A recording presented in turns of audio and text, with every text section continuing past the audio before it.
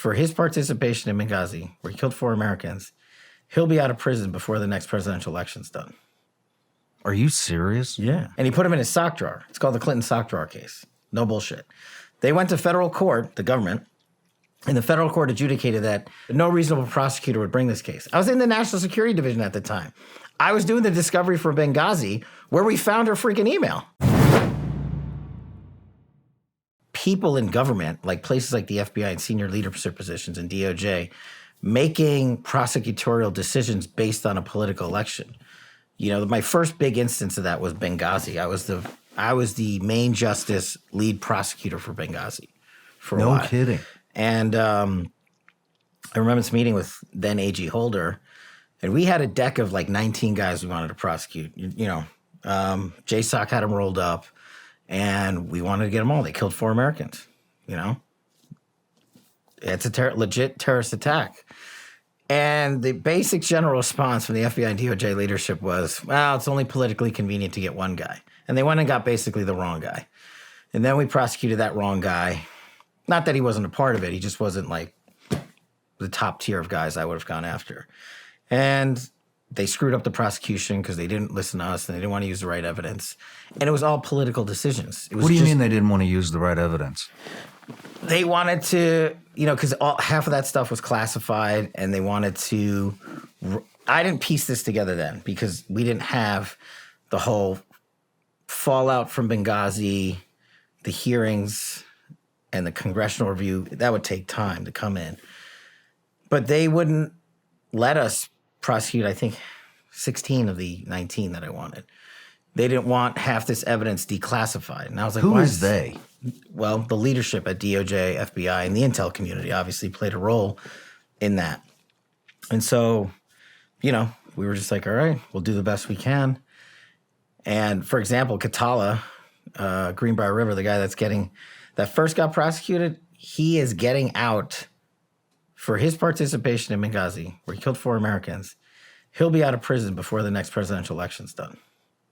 Are you serious? Yeah. Why would we? Why?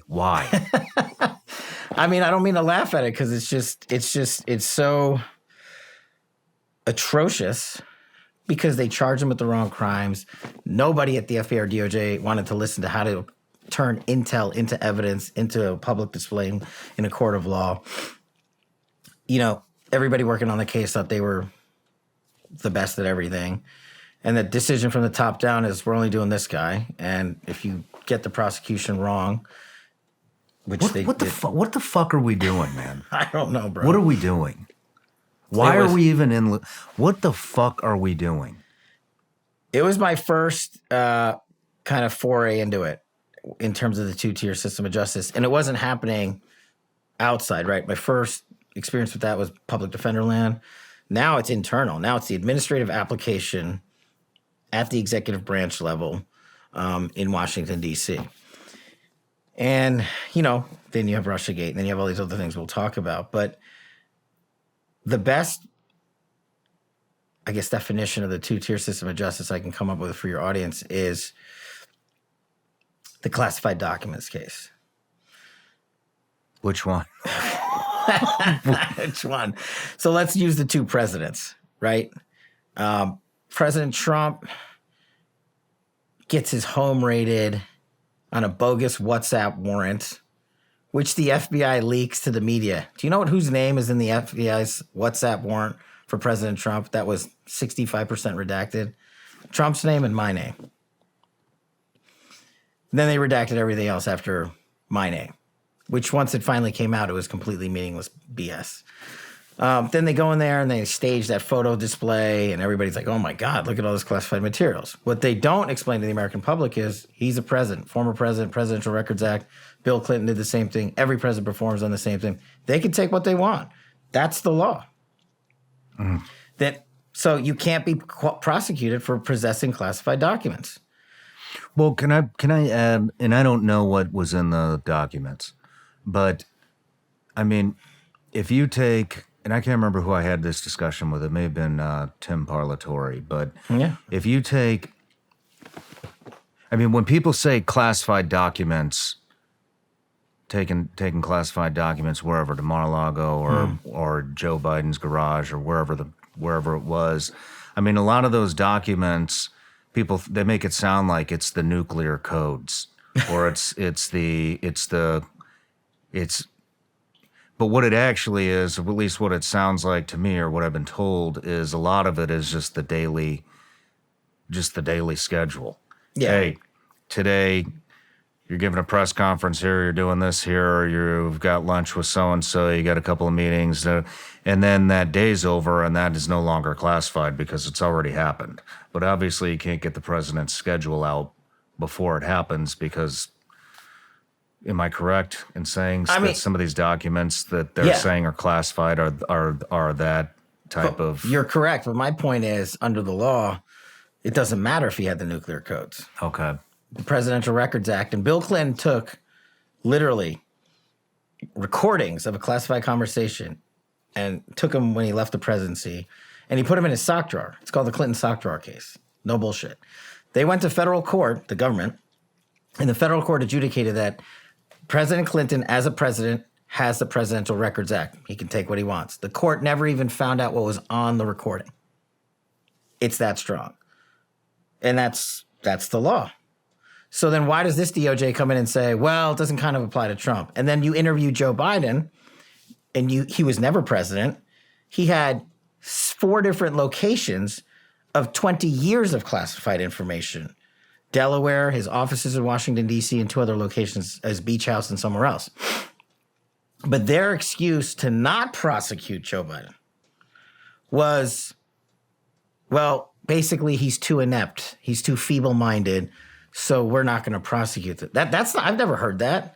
That's legitimately why they didn't prosecute That's what him? the special counsel appointed the investigation told Attorney General Garland, and Garland came out and literally said, well, we don't think Joe Biden meant to do it. And I was like, what?